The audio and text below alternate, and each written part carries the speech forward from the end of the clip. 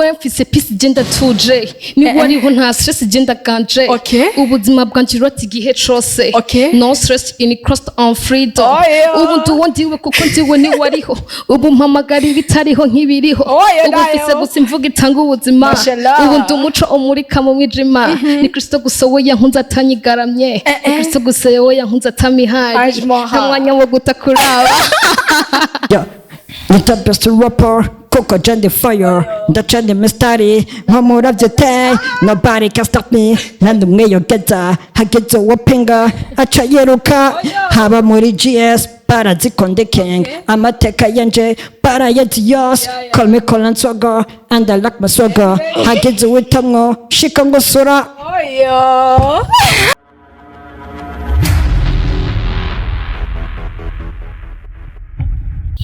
Hera abakunzi wa Nyishu Media kuri mukona na CB Hands camera muri kumwe na Bobo Vanshi. So guys ndabaramukije bivanye naho uherereye na mwanya urabiye iki kiganiro. So ndibaza murabona abantu turi kumwe n'abantu babiri. Turi kumwe na EL9 baby na Anjmo havuga ati ko ndumu abone wa Nyishu Media ntacyo atazi kuri abantu babiri. So nabahuje kugirane mushobore kumenya ibyabo. So EL9 yandonde yambwiye ati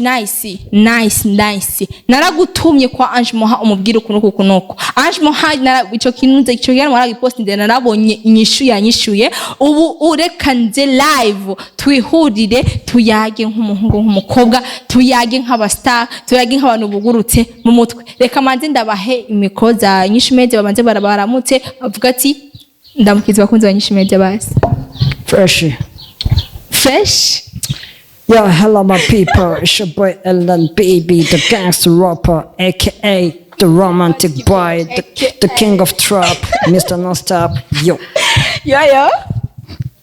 So, ni EL9 baby, arabakunda cyane, narembo ati fresh gusa bisanzwe iyo presentation idahari. So, reka namukute mudada wanyu, Anjmo so bite. Sawa meze neza. Long time. Hey guys, naskomeze fresh, ni moha de hilos. Arabara mukica ariko mani yote ko kaja mu the hero ko benga ni inkwari mani naho nta the heroes banyumviza umvuze the heroes inkwari kati yes. Okay, so my people murabibona abantu turi kumwe na EL9 baby na Anjmoha uno mwanya avuga ati ndabahuze. So EL9 egera umuntu wawe egera ikintu cyawe nice. So EL9 nguyu Anjmoha warabonye inyishu ya kwishuye uravuga ati nice ndagutumye ibintu wantumye narabishikanye kandi umutumwa n'amakosa afise. So nguyu murashaka kuyaga. Okay, bon nakibazo ama basi mikoza wa Nyishu Media basi muyaje. Okay, jamuri make navuga ati kamaze kwanda baramutse saba bien c'est bon fresh. Okay,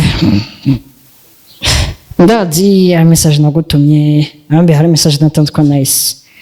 kandi urayakira ama utanga kuvuga biki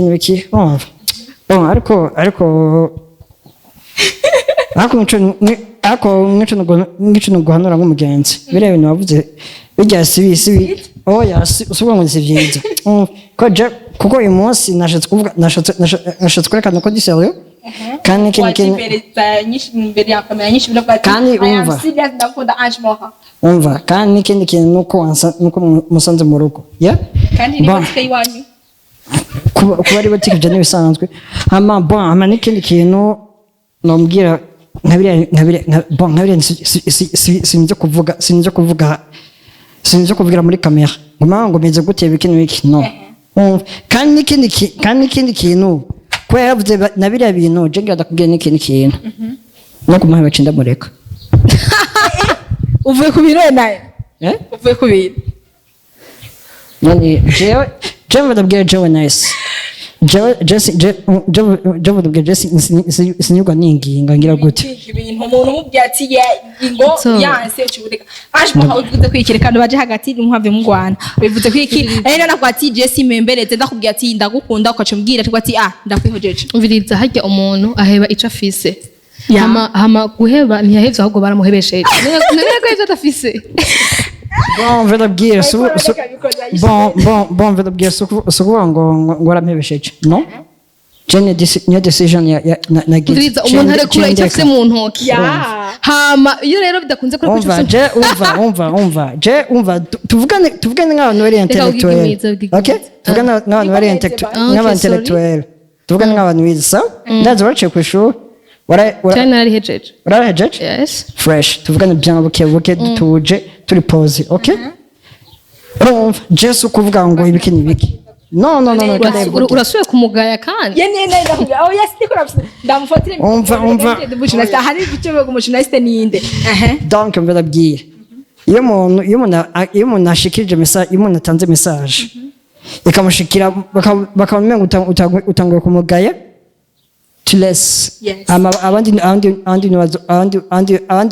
abandi bakwiranye niwe wazomutora okay so nani baby jewe ndi umuntu ndakwemera icyambere Jenja kabiri na Ange Moha ndabemera ku bintu byahe gusa si ibintu bya grave ndabemera jubu namaze kwifata decision ndiko ndakoresha abantu bwati na ba star nkunda yuri kuravuga kubita nka rap kandi mu rap the first rap you no mudafite kandi nawe we numvise na uririmba na rap mama yangu tusemvuze kuririmba kandi bazindi nawe sivyo kuririmba bose muri ba star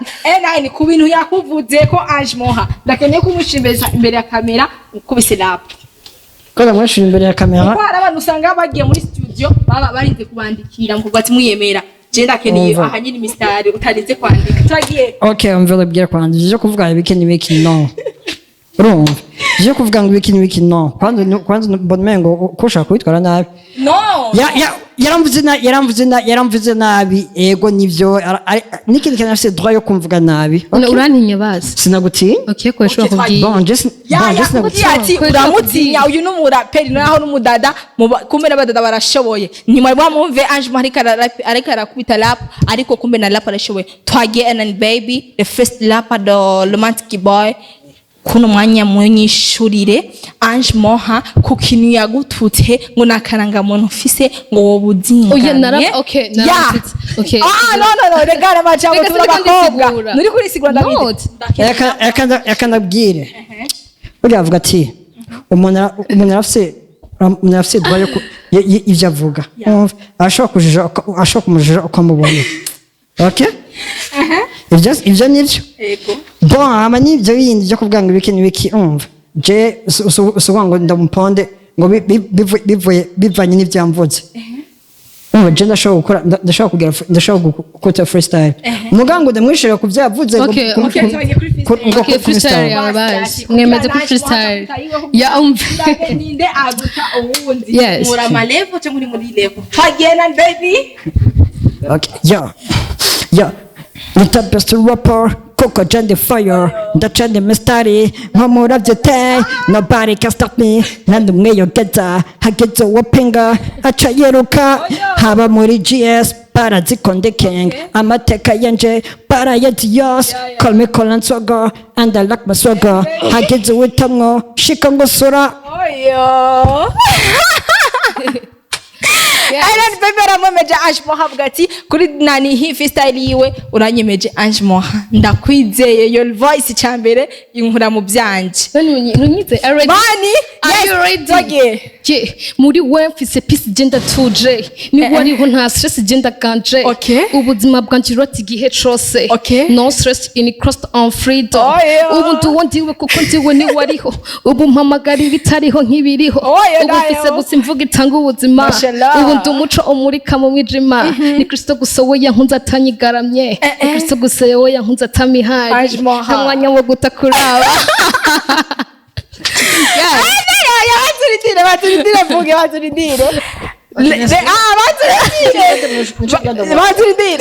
Bazirindire Ange Moha uranyemeje le first ndakeneye comment kuri zi freestyle zabo zibiri EL9 na Ange Moha ninda kubise freestyle ni muri level blow wabise kwanza okay gamubate so Ange ganda kwaze first question okay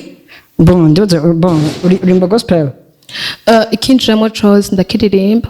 ukiri muri jewe Jen ndumvise warafise talent deja uremeye amashi umva bro umva sukuvuga ngo ndemeje umva oya yemeye ibihari rega izuye yumvise sukuvuga ngo aremeje yego ni byiza aremeje ni sawa ico nobwira co urafise talent yes thank you kandi big up sana shout out to you we zubanda imbere ni heza ariko ico nakubwira Ange ico nakubwira co vraiment je ndakwemera support yeah gusa ya support yiki umviriza ya studio okay ndagenda bivuze ya studio umva si support ya studio support bon gusa ariko ikintu ndazwa aje wa mbere kuba dida umva bro umva nikindi kintu Ange ariko support yabanzurindire support nagenda bivuze nice umvire support yawe ne kupatasha nice tuvuge nk'abantu bari kumugora tuvuge nk'abantu bari clair gusa ico musaba co areka kagaye no just ngayana ariko umuntu avuga ico abona like ifoto irafite ukuntu yerekana umuntu sivyo sinzi mbajya ifoto je he Jenny foto zo bisanzwe ifoto banyeretse rengira yari montage yari ubona gute so arasanzwe sinokoresha nta birenze ubona sama burya nyine wari wabukute nta birenze no kuri ushaka none nyine ariko ametse nabwiye ko atabirenze nta vyahindutse Raylan baby aramwemereye yuko Ange Moha ku kintu ciwe indimbo ya yiwa zose ari kumwe video ikintu zo musupportinga ni partage ariko nanje kintu ukoze mbari ico nje azi ko muri studio nayizi yuko aza kuri hira studio avuga ati jewe nzokurondera mu CD station wawe umva ndabwire umva nimba ico kintu umva ico kintu covuga ko nzonda umuntu wa mbere ku giposta umva bana je gusa nabwiye ko ndabwiye je namwemeye ko video zogasha kuri Instagram yawe okay nakubaze ukurikirwa n'abantu bangahe akovuga ati yuko we Ange Moha ikintu cyawe uzogipa urafise nk'abantu nko muri yone peu importe je ndabwire nice je peu importe strong way umva je peu importe jewe je ngukira je nawe ngurikiranwa sipaka ndabavuge ngaho washaka kuvuga ati imbere kamera aho ati Instagram yanje no yituku Facebook na ni page kugira ngo bagende banabe EL9 nakubikwa n'abantu bangahe uvuga ati yuko iyo support izo birenze kurutaho bati no muri hira studio no mu rondero musirista mwambika no rondero kineki muri nibiki nuko mukina game what's wrong Bongo tweze kiganiro okay kaduheraze basimbara uko okay bakunze abanyisho media turakunda aho muri hose big up sana hama kuri Instagram ni EL9 baby YouTube channel ni EL9 baby page Phoebe ni All Star Gang ya abakunze abanyisho media ndabasezeye just je nakubese sirimwe sikabine encore quand ni bisanzwe gusezera kigero bati abakunze abanyisho media ndabakunda ndiki ya sasa nice ujya nutko ari program na mfise nza kujako David okay hama okay basi agafista yitani babazi oyo first ya nyuma spending money anytime ntibiturusha kuryoherwa nituvyiga nibiturimwo muri simbanda nafisi ibintu mana okay Ange Moha sezera abakunzi bawe n'abakunzi abanyisho media kandi nawe wo kuga freestyle no nta freestyle kandi iyo mana oyaho aho uzobugaye imbere y'abafana bawe kandi imbere ya kamera bro yes nakometse neza abakunzi abanyisho media n'abakunzi ba Moha the Heroes nakometse fresh ndafise crust kandi je ndakunditse ndafise vyose kubwiwe carakemutse ego turasa kuko turamahasa ubu ndimushaka navyo ni jambo risha bandai no so kuturayishwe ndakunda cyane kuri mekobaye kubona nice behind camera mwadi kumwe na Bobo Vanshi ndabakunda cyane kuko tubazaniye ibintu bishasha ibintu ndumiwe